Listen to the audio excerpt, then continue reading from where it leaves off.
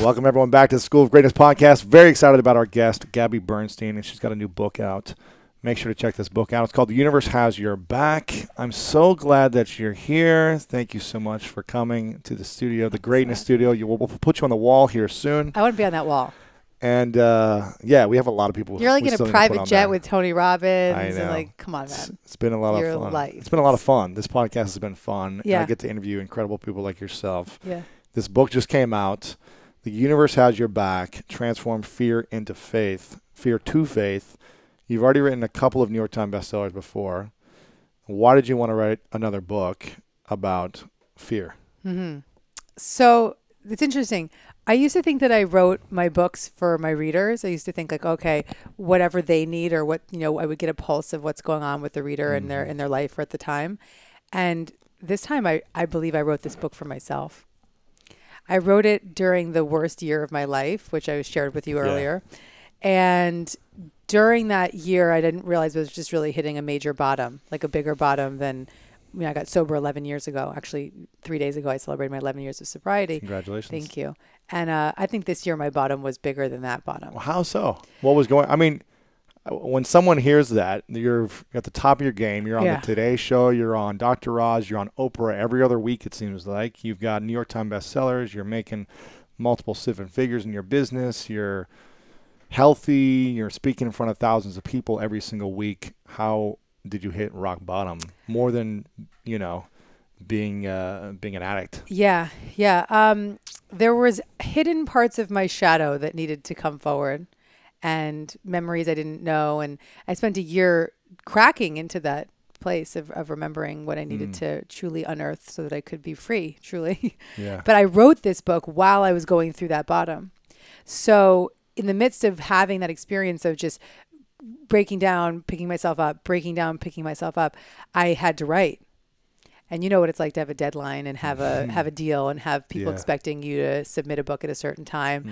And I had a word count and a deadline and a publishing deal and I had to stick to it. And I like to be early. So, of course. So I just kept writing and writing and writing. And it came to the point where the process of writing the book actually healed me throughout the year. And then even submitting the book and having to go through the editing process healed me again, because it's just being I don't like to use the word forced, but being called and committed to writing a book on love and the universe and connection to a higher power. There's no other choice but to be in the daily remembrance of what is real to you. Yeah. And so that was my experience of writing this book, that while I was going through the toughest time, it also was the remedy. Yeah. So what was it you were holding on to or rejecting or afraid of? So I had been ultimately going through what I now know was the process of cracking into a traumatic memory. And ultimately that memory was the reason I was a drug addict in the first place 11 years ago. And it had been something that I'd shut away for 30 years. And in 2015, while writing this book, a lot of the things that were sort of the ways that I controlled my life and kept things in order so that I wouldn't have to remember that trauma started to be taken from me, right? So my husband leaving his job to come work with me, created this sort of feeling of, oh my God, I got to let go of the rope, or wanting to have a baby, wow, I really got to let go of control there. And so these sort of monumental shifts in my life created this breaking point for me. And so month after month, I was cracking open to something I didn't know, and it was horrifying. And actually, the month that I submitted this book was when the memory came in. Wow. So in the editing process of the book, I used the book through this very raw, scary, horrific time. The book healed me again. And what came up for you then? What was the... Are you allowed to share? So the memory, of course. I mean, the memory was the memory of childhood sexual abuse. And I didn't have any recollection of it at all. Many psychics and mediums had said, what happened to you when you were 6 years old, Gabby? I had been asked that many, many times in my life. There's trauma, there's fear from 6 years old. And I would be like, nothing, absolutely nothing. What the hell are you talking about? And because I had no idea. And if anyone out there is listening that has had the remembrance of trauma, it's fucking horrifying because you go back into the memory, you go back into the time, and your whole body constricts. And so, and I had a few, thankfully I was in therapy when I remembered. And also thankfully I have this world that we live and work in, which is filled with the greatest trauma therapists and EFT practitioners and EMDR people and somatic experience experts and all the people that can serve me. But what has come forth really is that down the road, there's definitely a book in trauma for me and trauma recovery, because there's people, there's, what they say 1 in 3. I think it's far more. And I think it's 1 in 6 boys, 1 in 6 men. 1 in 6 men and 1 in 3 abused. women. Yeah. But I think it's more. I'm I think sure it's that more. are like, that we know of. The rest don't remember, exactly. or they, been hiding from it, or using drugs over it, or whatever it is, or they don't come forward. And so I'm so grateful to have remembered, which is what we were talking about earlier, because now I can be free and I can let go of the rope and I can take the first breath. It's interesting because, well, thanks for sharing, because I know what it's like, and I've been through my process over the last few years of sharing and opening up. And it wasn't easy when I first started, especially as a man, as we were talking about. There's not many men who open up about that publicly, I'm proud let of you alone for to that. their family. For 25 years, I kept it inside, and just whenever I felt attacked by anything in the world, I just became aggressive to prove myself, to protect myself, to not let anyone take advantage of me again, and just had this natural reaction because I wasn't willing to deal with it. You know what I mean? And it's funny. I think in a lot of ways we're similar, because we're both very driven to achieve and to create and to put our message into the world.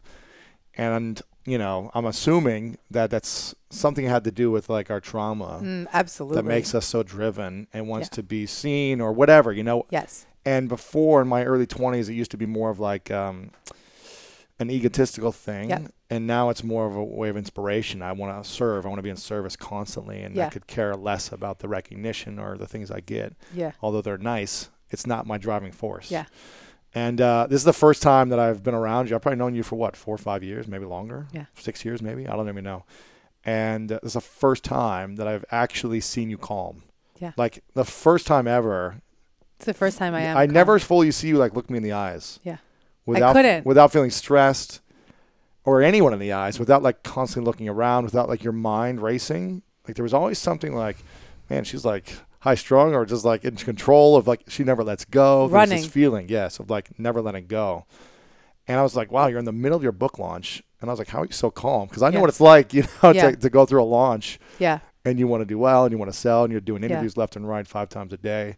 So it's really inspiring to see your transformation in the last, since the last time we hung out, and to see the calm inside of you. It means a lot to me coming from you, because truly the last time I saw you was a week before the week that I remembered. And I was in a real head case, and I was breaking down and losing it. So I was pretty excited to come here today and say, hey, this is what was up. Right. And this is what's happening now. Yeah. Not that I didn't love you before, that I was no, but it's hard to. She's off, but it was just, it's hard to really connect with someone on that level, whether you're a friend or even a spouse. I have a deeper connection with my husband now than I have ever had in 10 years of being with him, because I'm finally letting go and surrendering, and not just on my meditation pillow, but in my life. Yeah. And I'm finally, I was at a Hay House event, and the guy who does the sound engineering, comes and puts his mic on me, and I see him every time I do a Hay House event. And this was a few months after remembering this trauma. And he looks at me and he says, "What's new, Gabby?" I said, Matt, I'm new. Wow. I said, I'm new. And I owned that. I own that completely. I'm completely new. And I there's some big things I wanted to talk to you about today, actually, because it relates to what you were saying about, when you have trauma, how that driving force can, in some cases, in my case, at first, it was channeled into drugs and alcohol, but then I redirected it and channeled it into good, thankfully. Yes. But now I can channel it into great. Right. But what I had noticed at the time, when I was first in this early recovery, and I'm still in early recovery, it's only been, 7 months or whatever, but the first few months when I was struggling to get out of bed in the morning, right?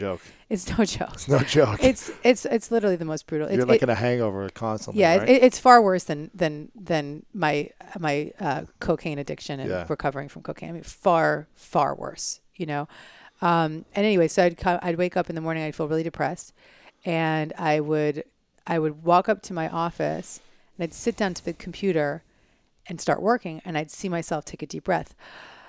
Like, this was my way of numbing out. And so while I had put down the drink and the drug and had been clean for 11 years, you were on the go constantly. Yes. Driven. My work, drive, create. create. Yeah. While it was funneled into something that was serving the world greatly, it was killing me. Absolutely. And what I did in that moment was I diagnosed myself with work addiction. And work addiction is something that no one talks about. There's no 12-step group for it. Yeah. It's not, I mean, there's a book in this, 100%. 100%. Yeah. And especially with entrepreneurs who are trying to create we're praised for it, right? Oh, you work so hard. You do everything. You do so much. And it's like, how is that something to be proud of when it's proud of your accomplishments, sure, but not proud of beating your body. Yes. At what cost? Your relationships, your physical presence, your capacity to be with someone connected in some way. And so, I think all addiction is the root cause of all addiction is trauma in some way. Yeah. I've come to understand that and accept that. It's all trauma. Even if it's a positive addiction, like working on your health or working on. Yeah. I mean, I think there are positive focuses, but addiction is when we become powerless, when life is unmanageable. So you could have like a addiction to your health and you could be powerless and unmanageable, and that's not necessarily positive anymore. True. Yeah. Wow. So do you feel like, you're still pretty driven though. You already talked about writing the next book. Well, it's amazing. I haven't lost any drive, but I have days where I could be like, because I hired a shitload of people, as you know. Yes. As a result, I let go of the control and I let people help me. I let my husband step in and run my business in the most beautiful way, and just got out of the way. And so now when you hire people, you're like, wow, I have a lot less to do. Yeah. And all I can focus on now is creating beautiful content, doing things like this with you, being on the road and giving my talks. And I had this affirmation that I was using throughout the year when I was falling apart, which was something that I wanted. I wasn't there, but I wanted it. And so I would say out loud in the mirror or walking around, everything is happening around me. I am fully taken care of. And I could feel it. And there was one area of my life, and this is a good manifesting tip for people listening. Yeah. There was this one area of my life that was I have this event planner who runs her name is Annette, and she just slays. She just does the best job running these events. She was formerly a coaching client 11 years ago. Wow. She's just a dear sister to me, but she's an amazing event planner. And so I had this knowing, even at the time when I wasn't letting people help me, I'd let her help me. And so I knew what it felt like to be taken care of. And so I would think about what it felt like with Annette, because there was one frame of reference that I had, right? And then I would use the affirmation, feeling the feeling of what it felt like to do an event with Annette. And I would call on that feeling and I'd say this affirmation. And then all of a sudden, 4 or 5 months into my trauma healing, I was looking at my life and I was like, everything is happening around me. I'm truly taken care of. Yeah, I remember you used to do it all in your business. You used to manage everything, create the content, edit it, write it. 7 months ago, I had one VA. Yeah, running this. I remember that. It seems like so overwhelming to me. So stressful. It was. I was sitting in your house at a party, begging for help, and I was I don't know what the hell I'm doing, and you guys were all looking at me cross-eyed, girl, hire somebody. Yeah. But I was so unwilling and so afraid to let people help me. Why? Because the way that I masked my trauma was by trying to keep it all under my control. And, and with that suffering comes TMJ, which I'm still healing, and physical tension. Cracking of the jaw constantly. Yeah. Wow. But you can start to feel it unraveling, and now I have a whole life ahead of me that is free. Yeah. So. I think I saw on your Instagram stories a couple months ago, you have a house somewhere in the woods or something, and I was like, awesome. You just get to decompress and relax and have some balance every now and then. Yeah. That's pretty cool. So are you doing more of that where you're just taking days off? I live there. I have a place in the city. Connecticut, is that where it is? Yeah. And I'm barely in the city. I'm in the city if I have to be. Now you're living full time. I have 2 places, but I try to be in the country most of the time. Because you just have to relax there. It's the best thing that ever happened to me. Yeah. I have a community of people that I love there. It's New York City is great, and I'm grateful for having my home there, but it's not my home anymore. Yeah. So if someone's I just did this event in Columbus, Ohio, and there was so many incredible people from all over the world who came, and there were a lot of people who are afraid to really go after their dreams, or afraid to leave the relationship that they've been in for a long time, afraid to go after the relationship they want, afraid to all these different things. What's the first step to overcoming the fear or transforming the fear? To witness it, to be the non-judgmental witness of it, to look at it and say, something's got to give, right? So if you're unwilling to look at your fear head on and honor it and witness, I always say, if you don't show up for what's up, it will keep showing up. So looking and saying, I witness my resistance, and you see that fear as resistance. It's fear is the resistance to what it is that you desire. And in the absence of resistance, you become a magnet for what you desire. When you let go of that fear and you transcend that fear, that's when you start to become a super attractor. That's when you start to let what is truly of essence for you into your life, what is truly of service for you into your life, what is true happiness into your life. And so looking at the fear, witnessing it, calling it by its name. And even if you don't have the tools yet, what happens is when you look at the fear and you're like, oh, I see this fear, I see this resistance, I see how it's blocking my life, and I choose to see it differently. That's when you're listening to an audio like this. That's when a book like yours will fall off the shelf. A catalyst. Yeah, will open up. Exactly. You open up your consciousness pretty much. You crack open your consciousness to find solutions rather than find problems. Right. And so when you're not looking at the fear, you're just living in the fear and you're believing in the problem. But when you witness the fear and you're willing to see it differently, you start living in the solution. So it's acknowledging that you're experiencing the fear, that you're being held back, that you're resistant to growth or whatever it is you're looking for. Not judging it. Look at the fear without any more judgment. So don't beat yourself up. Don't say, I see it and I'm such an idiot, I'm such a loser. Right. No, be proud of yourself for looking at it. Be proud of yourself and being aware. And then start, using an affirmation or a prayer that says, I'm willing to see this differently. Show me what to do. And that's when you're going to be led to the book or the author or the yoga teacher or the therapist or whatever it is that you need to transcend that fear.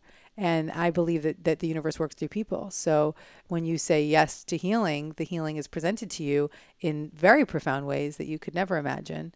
And it comes through because you open up your awareness for it. That's powerful. Is there anything you have yet to heal? Yeah, I'm still healing this trauma stuff. I mean, it's like I said, I'm in such early recovery. I'm in like the infant stages of this recovery. And while I'm out of the weeds, I've got, stuff to deal with people and I have stuff to deal with my physical body and my sexual energy. And, it's like, it's brutal and and speaking to anyone that's been through this, it's like, I have so much compassion and it ruins people's lives. Yeah. And so I have to rebuild my life. Wow. And so, I'm going to not be the victim. I'm going to be the survivor and someone who's going to thrive as a result of this knowing and heal people through knowing. But it's work. It's not like it's easy. So, I had dinner with my friend Sheila Kelly last night. She's the founder of S Factor. We should get her on this show, actually. And she and I were talking, and it's like, here I am sitting next to this woman who's sort of embodying this freedom, this physical, sexual freedom that I really long for. And she's like, I'm going to mentor you. I'm going to help you. And there was so much resistance. I was like, I can't go. No, it's too scary. And then I was like, wait, this is what I've been praying for. Yeah. I've been praying for some healing, and it's right in front of me, sitting at dinner, offering to be my mentor and guide through this. I have to say yes. So that's the next step in healing fear, is that if you ask for guidance, you say, I witnessed my problem and my fear and I need guidance, and the guidance shows up, you better say yes to it. Yeah. You have to say yes to it. Once you see the tools or the teacher, take action and start learning. And people don't, they can come in and they just say, no, it's too much. I feel like we need to be challenged more in life. I feel like we need to be called to a challenge. And I think teachers or books or podcasts or whatever allow us to create that challenge where someone keeps you accountable to something you should be doing, a challenge for yourself, some type of game. I like to make things into a game. Yeah. Like if I'm scared of something, I talk about this a lot in here. Like when I was a teenager, I was scared to talk to girls. Yeah. But I wanted to have a girlfriend, right? Yeah. And I was just terrified because I didn't feel intelligent and I didn't feel like I was good looking. I was just like this goofy, tall, skinny kid with like acne or whatever, and just very insecure. And so I gave myself a challenge going into my junior year. I said, okay, I'm sick and tired of feeling scared around every single girl that I'm attracted to. Yeah. I'm tired of this. I'm tired of this feeling of not knowing what to say, of just like feeling like an idiot. Like I'm over it. Like enough is enough. So I said, every time I go outside during the summer and I see a girl that gives me butterflies, I have to go up and say hi to her. Right on. And just say hi. And then a hi turned into asking for a number, into like meeting up later. And by the end of the summer, I was like, I could talk to anyone. Yeah. It didn't matter if they like turned me down or didn't talk back to me. I was just like, all right, whatever, on to the next, And I was able to transform my fear by just practicing. By doing it. Yeah. Acknowledging, okay, I'm afraid, and then practicing different things. Oh, that didn't work. Oh, let me not be a complete idiot the next time and just be more happy or whatever, and just try again. There's a lot in the book about how to, just showing up. Yeah. Just start showing up. And trusting in the process of showing up. Like trusting that there's even when you mess up, you're showing up. Yeah, absolutely. Yeah. Who was the most influential person in your life growing up? Growing up, well, I have to say my mom, because while my mom has gone through her own personal healings and struggles, and in some ways taught me a lot of the chaotic ways that I was living, just by being in her presence, some of what I witnessed her do was channel that frantic energy into creation. And so while I had all this frantic energy, I could have channeled into a lot of things. Yeah. I did. I channeled into drugs. But at the core, this channeling of the frantic into creating was even though it was coming from a pretty wacky place, was a pretty powerful lesson to learn, that I could do anything, that I could create anything. And so there's a lot of layers to what that was for me. And in retrospect, I can see how it was kind of detrimental in some ways, but mainly amazing. Yeah. Because I wouldn't be sitting here with you today. And I think back, like, would you change anything? Would I change anything about my traumatic past or anything? No, because I wouldn't be me right now. And I live for this life that I'm in. And I love who I am. And I am proud of everything I've done to this point, even though there may have been a lot of chaos in it. And then I'm really proud of who I'm becoming. Yeah. So I wouldn't change it. Yeah. What was it like when you told your husband when you found out about the trauma? What was that conversation like? How did you approach it? How did he respond? I mean, I have the most incredible husband in the whole world. And so he held me and continues to hold me in my transformation. And I think on a subtle level, I think he was relieved, because not relieved that something had happened to me, but relieved to know. Because there was such a disconnect, the same disconnect that you felt with me on like these random occasions that we'd see each other. Imagine being married to me. Every day, like, why is she so in control? Why is she trying to control it? Why is she so manic, And living with that was very, very hard for him. And there was an energetic disconnect, and all he longed for was that connection. And so I think intimacy and you letting go and surrendering. Yeah. And the moment of acknowledging what it was, I think, was just this great relief for both of us. Wow. Oh, there's a reason. Okay. I'm not this isn't just a sentence, I'm not going to just be this person. There's actually something to heal. This is interesting. I don't know if I told you this already, but I'm writing a book called The Mask of Masculinity. Woo! What a title. Every female who comes on here gives the same reaction. That is fabulous. Yes, and it's about the masks that men wear that hold them back from living the most loving, authentic life they could have, and actually living the life of their dreams and having it all, the relationship, the freedom, peace, everything. Oh my God, I am so proud of you. Thank you. You're so fabulous. Thank you. It's beautiful. And in the process of this research, it's been unbelievable, the research that I'm learning and the people I'm connecting with about this. Because I feel like it's my own continual healing process. I wore many masks growing up. I from the trauma and from other things, I just wore them, to protect myself. And I'm curious to know, to hear your thoughts on this. Do you feel like you in any way hurt your husband from essentially wearing your mask for so many years that you were in a relationship with him, and now finally starting to take it off? Do you feel like you affected his life in any way? Oh, definitely, yeah. Yeah, I think that, if you're living with someone who has unhealed trauma, or anyone, we all have unhealed trauma of some kind. Yeah. That our wounds are a mirror of someone else's wounds, or can activate other wounds. And so I think that as a result of me taking down my mask, he's been able to take down his. And he probably had to protect himself, or... Absolutely. And also just the defensiveness and the sadness of not knowing why there's this disconnect and frustration, major frustration.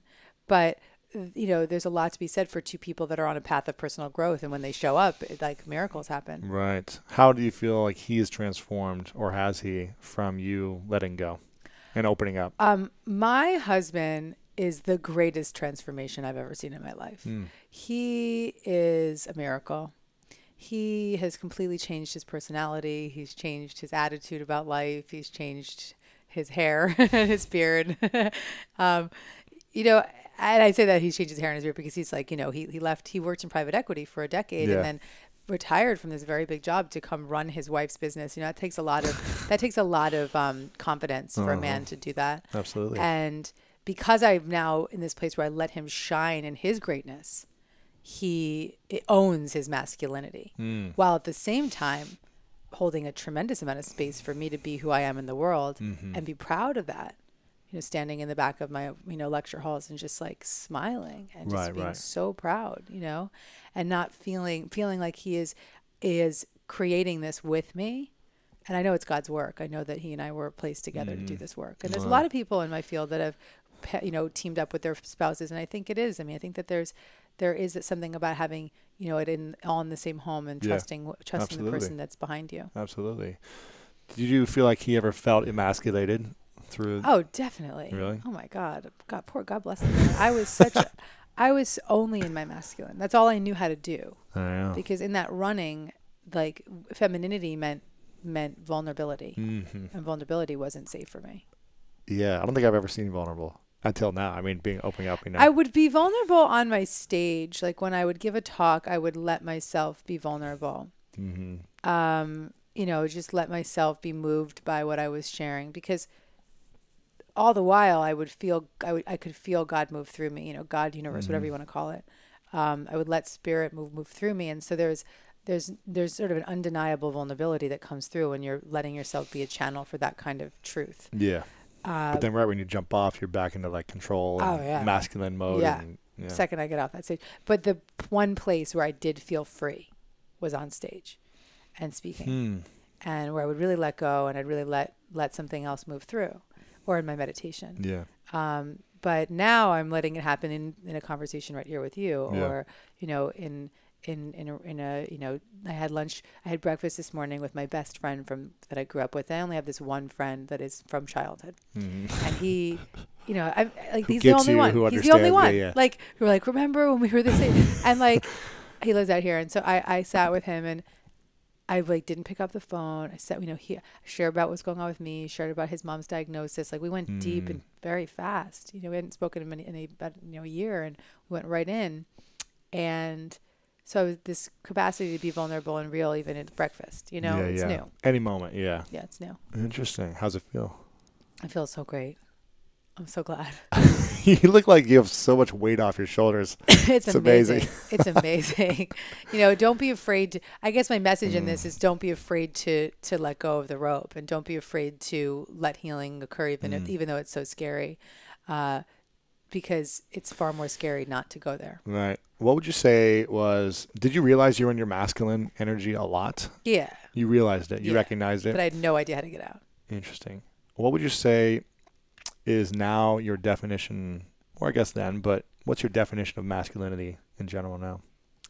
Oh, what a nice question. Well, I think that there's so much great about being in the masculine, right? It's, for me, it was sort of the embodiment of creation and confidence and speaking up and having a voice, and not that that's not feminine too, but in a sort of loud and proud way, right? Sort of owning my circumstances and not being afraid to show up. Yeah. And so you can do that from a feminine place, of course. Sure. But there's a fierceness around being in that masculine energy, which is, you know, most of my contemporaries that are women, some of which are on your wall, the key to their successes was being in that masculine. But I think the key to their greatest successes will be merging that masculine with their feminine.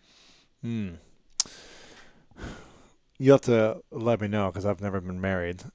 When you're in a marriage and the female is being masculine a majority of the time, is it possible for the man to be just as masculine, or do they have to kind of default into their feminine to be able to just function? Well, first of all, I think you should interview Marianne Williamson for your book. I've had her in. Okay, great. Yep. But for the book. Yeah. Because she's done a lot of work on this concept. Okay. But I think that we dance a lot. I think couples can dance between both. Mm-hmm. So my husband can be very masculine and, take care of business and, runs like my house, like runs on a full tight ship because that man is so, he's got he's like getting his contractor's license. Like he is legit. Wow. Yeah. He's amazing.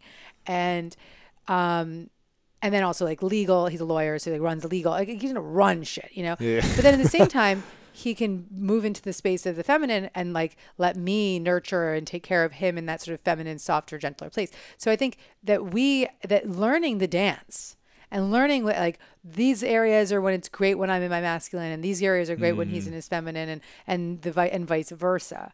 And that I don't think there's anything wrong with slipping in and out as long as you go in and out and you don't just stay in these two head-butting places. Yeah. And I think it's extremely important. This is what Marianne has taught me.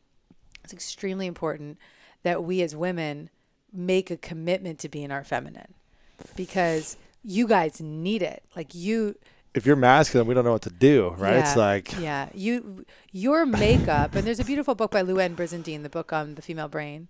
And she talks about how like the male brain, like just needs to help and support and serve. And there's a lot of bodies of work on this, Alison Armstrong, all this great work on the male brain. The man is like hardwired to support, to fix, to make things. And so the woman's constantly doing that. I'm not letting a man do his job. Like if you're constantly fixing everything. Yeah. You just got to let them in. Let them show up. Let them make the reservation. Part-time sometimes, right? Yes. Majority time, whatever. Yeah. Yes. Interesting. It's crucial. So you've seen a huge shift then in your relationship because of this. Yeah. Much deeper connection. Yeah. And respect for one another. And I've fallen in love with him again in a different way. And I believe it's the same for him. Did you ever feel like the relationship, and maybe I'm getting too personal here, but did you ever feel like the relationship was going to not work out in your marriage? No, I always had a lot of faith in our relationship because even in the darkest times, we were willing to do the work. Yeah. And so I think that you've been committed. Yeah. But rather than just beyond commitment and having a ring, I think if the two people are willing to like do the spiritual and personal growth work around being in a relationship, it can work. Yeah. It really can work. It can thrive. What's it mean to have a spiritual practice? What does that mean and look like? Does that mean praying every day? What it means what you want it to mean. I mean, these books I write are helping people establish a spiritual relationship and practice of their own understanding. And so for me, what it means is having daily devotion to connecting to the universe, to source, to love, right? To God, to a million ways of calling it. I call it all, right? I'll call it God, I'll call it the universe, I'll call it spirit, but or alignment. But having daily devotion to that alignment. Is that considered meditation or just a period of time? Prayer, meditation, devoting time. And sometimes that time may only be 5 minutes in the morning, but for me, I make a commitment at least 20 to just really listen. And then in the afternoon, I try to do it as well because you get taken out all day long. And then throughout the day, I live in a constant prayer. Every moment there's like some shit that's thrown at me and I'm like, how can I see this differently? Help me change my mind about this. And just offering it up. And there's actually tons of prayers in this book, which I'm so proud of. I think that like one of my special skills is like prayer giver. Like I just like to give prayer and I love to like channel prayers. Just like, it's just like one of my favorite things to do. What's one you're channeling right now? All throughout the book, there's tons of prayers on surrender. And so that's probably one that I'm living in right now is thank you, universe, for taking this from me, helping me see this with love. Something very simple, right? You just say that over in your mind or you say it out loud or in my mind. If I'm with someone that's highly spiritual that wants to go there, I'll say it out loud. Right. But just being in that conscious communication and being in connection spiritually, it is a conversation. It's constantly bridging your lower vibe self to your higher self through prayer. How does the universe have people's back when they feel like they'd never have a break? And they're, people in Syria, I just watched a documentary in Syria about there's just bombings every single day of just good question. Helpless people that are just trying to live life, have nothing to do with what's happening. Yeah. For people that just feel like I never get a break. The universe does not have my back. How are they supposed to believe or feel that it does? Well, in those situations, that's when we need faith most. Because otherwise, what are you living for, right? And it's a beautiful question because it's very easy for us to sit here in your Los Angeles apartment, look at this view, best-selling books, and be like, the universe totally has my back. But looking at this refugees and looking at the bombings and looking at what's happening, in the world, that is devastation. Or even just single moms of 3 who are like, devastation. I have I can't get the job. I have no time. I'm stressed. I'm just like overwhelmed. So the answer in that is that we all, while some of our problems are far worse than others, at the root, we all have the same problem, which is choosing to lean into the fear, choosing to believe in the fear. Now, I want to be very clear. I don't want to offend anybody. So I don't want to take away anything from the people who are suffering versus the people who are thriving in first world countries, right? So let's not take anything away from the real suffering in this world. Yeah. But from a spiritual perspective, there's one problem, which is believing in the fear. And the more we believe in the fear, the more that becomes an epidemic, and that epidemic becomes a war, becomes all the division that we see in the world, or becomes racial injustice, or becomes, and that's the root cause of all of the problems in this world are based on our belief in fear. And so those people that are suffering and stuck in these very, very difficult situations, the ones that will thrive, and I write about many of them in the book, Lema Gabawi, and I write about, Viktor Frankl, and I write about the people who, in the midst of the darkest moments, chose to see the light, chose to see with love, chose to lean into love, and chose to lean into faith. And because of that faith, created movements. Gandhi, right? Created movements. And so because we have these divine powers of example, it's very easy for us to lean on them, and say it's that many people are given a tremendous amount of difficulty that will be far worse than the average person. Right. But in the same breath, what are you going to do with it? It's a lot to ask of somebody who's lost their home and doesn't have, how do you find love in those situations? But at the root of it all, it is a choice. It is a mental decision. And so they're probably, we should keep our eyes out for the miracles that we hear from the refugees, right? So like people that, through prayer and faith can have, found their way into a home that was exactly as it needed to be, or, there are miraculous stories.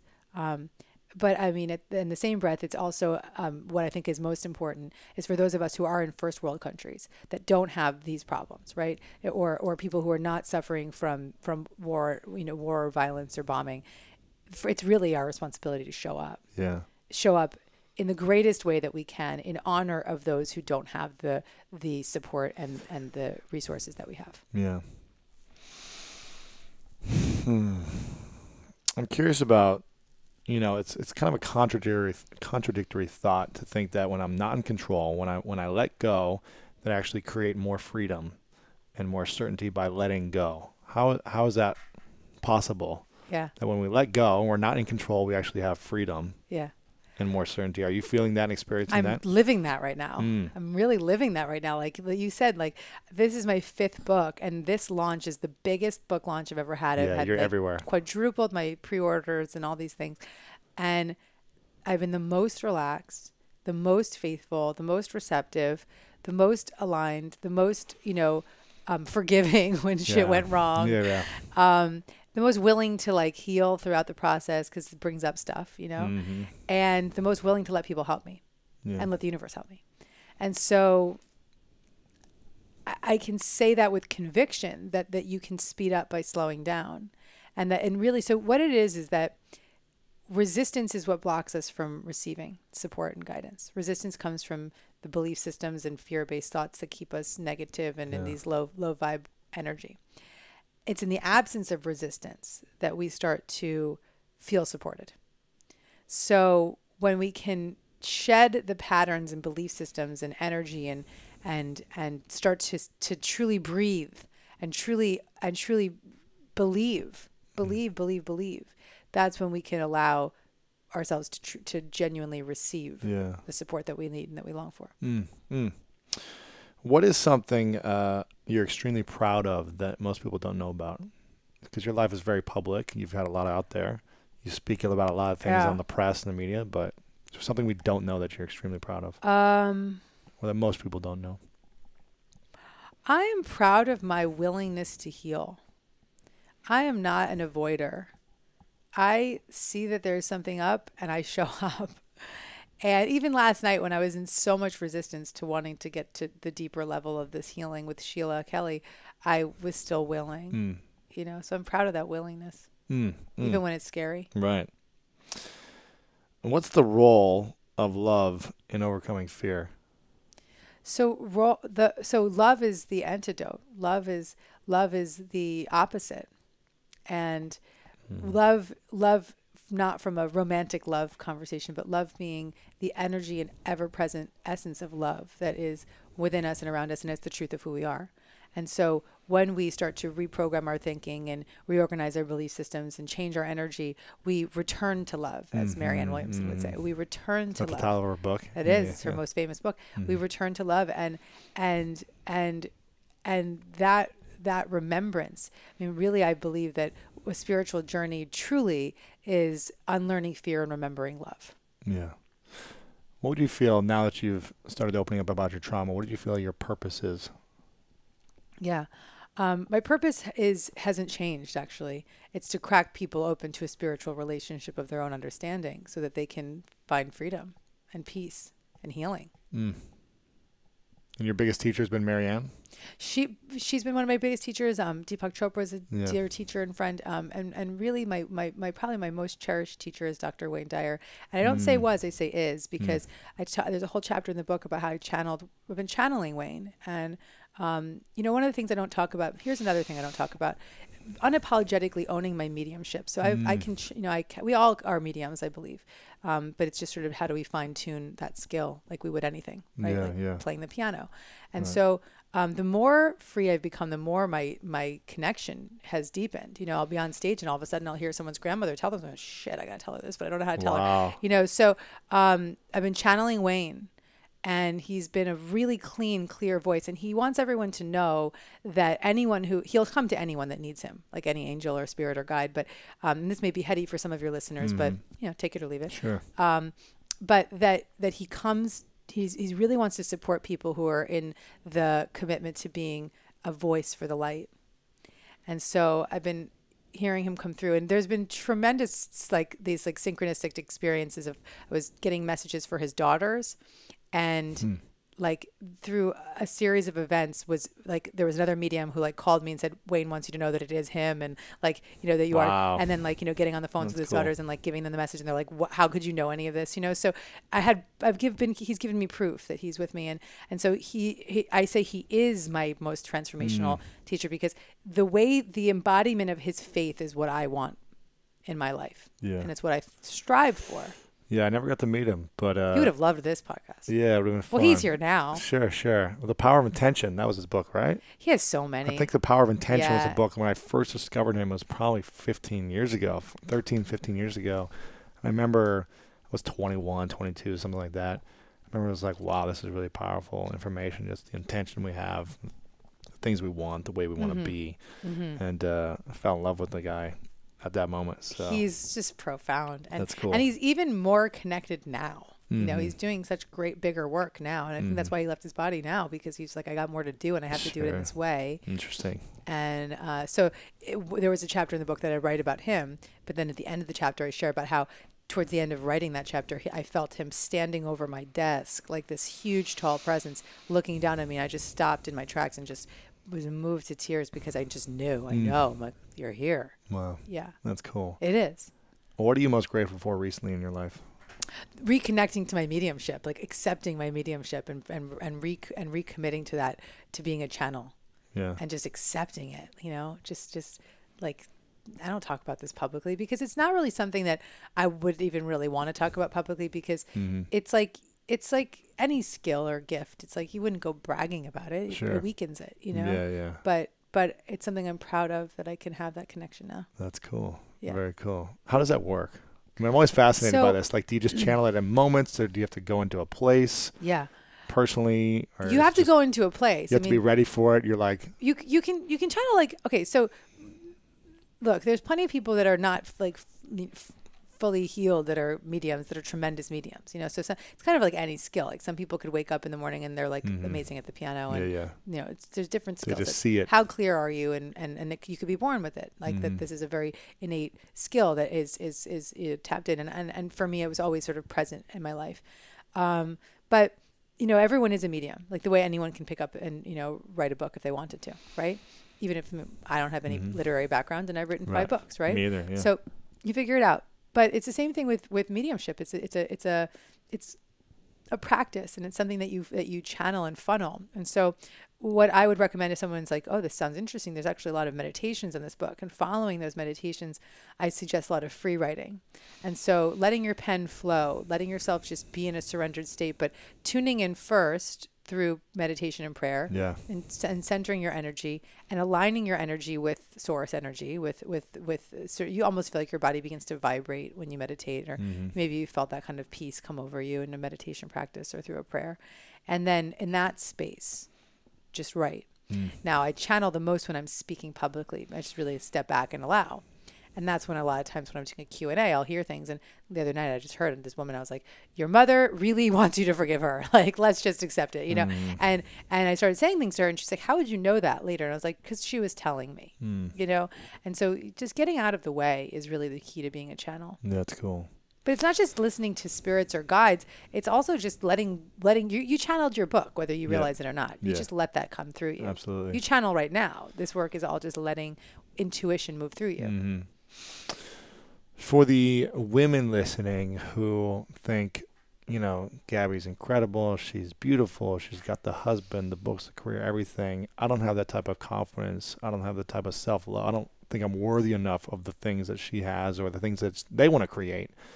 How do they build more self-love, self-confidence, and worthiness in themselves? Yeah. Well, I think the first part is a reframe, right?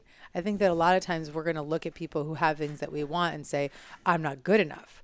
But my way of seeing folks like that is looking and saying, the light that I see in them is a reflection of who I am, is a reflection of my light. And so even if you don't believe that yet, just act as if, say it out loud, that what I admire in someone is a reflection of what I am, of what I'm stepping into, of who, you know, of my true essence, not necessarily of what I want to be or long to be. You already are. And then also, you know, getting out of judgment and separation, because one of the biggest things that holds women back from stepping into their authentic power is judging and separating, seeing themselves as less than, or judging people for having something that they want. Why do they do that? Well, this is a whole body of work that, you know, I'm going to be writing about for my next book. Sure. Is judgment. And judgment is a disowned part of our shadow. We use judgment to avoid having to face what we don't want to see in ourselves. And it's an addiction. Judging others. Yeah. And judging ourselves. Oh, that's the biggest probably. Yeah. Wow. Big time. Yeah, it's funny. You know, there's lots of people that judge others online. They leave comments, a lot of negative comments. And I feel like as creators, it's hard to judge and create at the same time. Just like it's hard to be in fear and in love at the same time. Yeah. You know, when you're creating, you're not judging other people. No. So you're focused on creation. You're right. And you don't want to bring others down when you're creating, because you know how hard it is to create. Yeah. And so I think when the people that are judging, if they just start creating something, they'll stop judging. Yes. And mostly they're not doing anything. Ooh, that's a good tip for my book. Thank you. You're welcome. Get into creation and you'll be out of judgment. That's it. Yeah. No, it's beautiful. If you're just sitting back and watching everything, you're just going to be analyzing, judging. Yeah, because you're seeing what you're not doing. Like, oh, I'm not doing anything. Get into the doing. That's it. And you clear judgment. Yeah. Oh, this is another chapter in the book. Be loving and then do something. Yes. And then you can have. Be, do, have. Good. That's it. This is a question I asked towards the end. It's called the 3 truths. Now, many, many years from now, it's your last day. And for some reason, all of your books and videos and interviews have been erased from time. And you're about to have your last moment. Everyone's there. You've said goodbye to everyone. And they say, we don't have anything to remember of you, but here's a piece of paper and a pen to write down 3 truths. The 3 things you know to be true about everything you've experienced in life that you would pass on to us, the lessons you would pass on to us. What would you say are your 3 truths? There is an ever-present energy of love that is supporting you and around you. Number 1. There is, with conviction.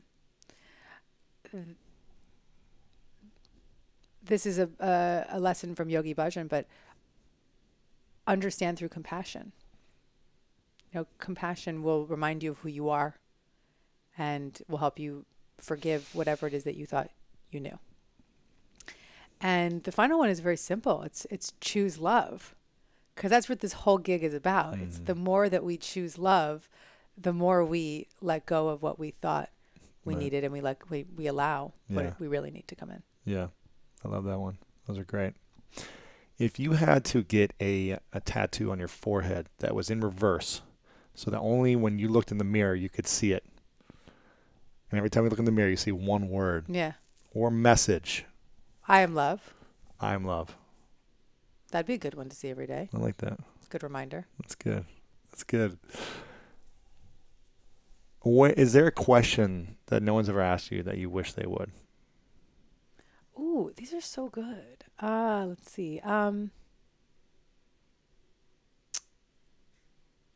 Maybe something like, what are your special skills? Like, what do you do that's unique about you? Okay. Besides mediumship, what are your special skills? I ride a unicycle. A unicycle? Yeah. What? I can ride a unicycle. For more than like a couple seconds? Yes, no absolutely. way. Yes, I've never seen a video of this or anything. I have video footage. Yeah. Oh, I have to see In this. my first book, there's photos. What? Yeah, no, I'm serious. I think I remember now. The ING book? Yeah. Yeah, I remember that now, yeah. That's funny. It is kind of funny. How'd you learn that? I was at a circus art school when I was Shut younger. up. That's amazing. When I also rock out on the stage or a unicycle. Amazing. Yeah, it's a special skill. Okay. It's like riding a bike. You can just pick it up and go. Sure. What else? I'm like passionate about cooking. Like so passionate about cooking. It's one of my meditations. I think that cooking is an art and it's meditation. And it makes me so happy to cook a meal and to prepare a meal and serve a meal and eat the meal. That's cool.